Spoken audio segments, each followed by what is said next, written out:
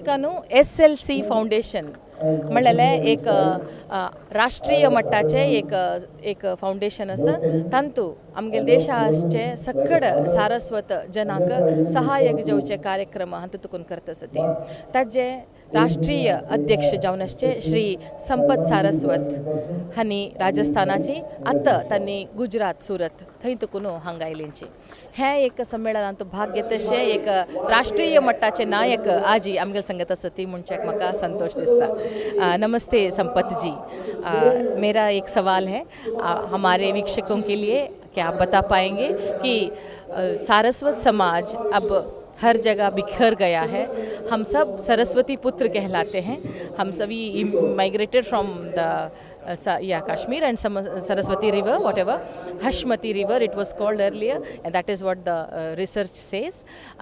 But the blood, the ethos, the culture is all same. We are very happy to have you here amidst us. We are called Gauda Saraswat Brahmins, and now my question is, how do we relate to the biggest peer of Saraswat? Saraswat लोग जो हैं भारतीय यहाँ वहाँ सब हैं, उनके साथ हम कैसे जोड़ सकते हैं? Actually we live in a very small pocket here. How do we relate to the biggest peer? That is my question, sir. कालांतर की बात है, अगर हम सदियों से पीछे जाएं तो दुर्वा ऋषि की एक सभा चल रही थी। उस सभा के अंदर दुर्वा ऋषि कुछ कह रहे थे और उस सभा के दौरान माता सरस्वती के मुंह से कुछ हंसी छूट गई। उस हंसी से दुर्वा ऋषि परेशान हो गए और उन्होंने माता सरस्वती को श्राप दिया कि आपको मानव योनि में जाना पड़ेगा। तो माता सरस्वती को मानव योनि में आके ऋषि दधीची से शादी करनी पड़ी और जब शादी करने के बाद में जो पुत्र पैदा हुआ उसका नाम रखा गया सारस्वत मुनि। और उस समय पे क्या होता है कि कुछ प्राकृतिक गतिविधि इस तरह की होती है कि वहाँ पर हालात ऐसे हो जाते हैं कि खाने पीने की कोई व्यवस्थाएं रहती हैं, तो वहाँ पे रहने वाले सारे ऋषि मुनि वहाँ से माइग्रेट कर रहे होते हैं। जब सारस्वत मुनि जो कि तकरीबन 7-8 वर्ष के होते हैं वो भी जब जाने लगते हैं तो माता सरस्वती जो कि देवी होती है वो प्रकट होकर कहती है कि बेटा तुम्हें कहीं जाने की ज़रूरत नहीं है, तुम्हारे खाने पीने की व्यवस्था मैं कर दूंगी, तुम तुम्हारे ध्यान में व्यस्त रहो। तो सारस्वत मुनि अपने ध्यान में व्यस्त हो जाते हैं वापस और उनके खाने पीने की व्यवस्थाएं माता सरस्वती अपनी शक्ति के आधार पे कर देती है। जब 12 वर्ष बाद जब ये सारा व्यवस्था बराबर हो जाती है, सारे ऋषि मुनि वापस आते हैं, तब क्या होता है, वैदिक और आध्यात्मिक स्तर की एक व्यवस्था है शास्त्रों में कि अगर आपने इसको 24 घंटे में रिकॉल नहीं किया तो ये व्यवस्था धीरे धीरे नष्ट हो जाती है।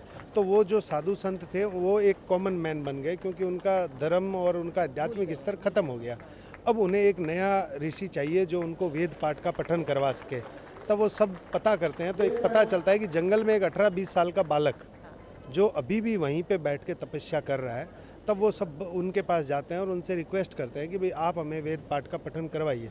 तब जो सारस्वत मुनि है वो सारस्वत मुनि कहते हैं कि ठीक है, कोई बात नहीं, मैं आपको वेद और आध्यात्मिक स्तर का पाठ करवा देता हूँ, इसके बदले में मुझे गुरु दक्षिणा क्या मिलेगी। तब सारे ऋषि मुनि कहते हैं कि हम आज के बाद में हम आपका धर्म अपना लेंगे और आपकी जाति अपना लेंगे। तो उस दिन के बाद में उन 60,000 ऋषियों को 10 गोत्रों में बांटा गया, जिसे हम 10 गोत्री कहते हैं, और उन 10 गोत्रों में बांटकर और उन्हें शिक्षा ग्रहण करवाई गई। और वो 10 गोत्रों में बांटे हुए 10 गोत्र, चाहे वो भारद्वाज हो, चाहे कौशिक हो, चाहे विश्वामित्र हो, चाहे कश्यप हो, जितने भी जो 7 गोत्र जिनकी जनरेशन आगे चली, 3 गोत्रों की जनरेशन भी नहीं चली, 7 गोत्रों की जो जनरेशन थी वो जनरेशन कश्मीर से माइग्रेट हुई और वो पश्चिम बंगाल में भी गए। जैसे गौड़ जो है वो पहले पश्चिम बंगाल से इधर साउथ की तरफ आते हैं, तो पश्चिम बंगाल भी गए, राजस्थान भी गए, यहाँ गोवा में भी आए जिसको सारस्वतों की देवभूमि कहा गया है। इस तरह से ये पूरा इतिहास जो है वो सारस्वतों के बारे में बताया गया है। विश्व GSB सम्मेलन।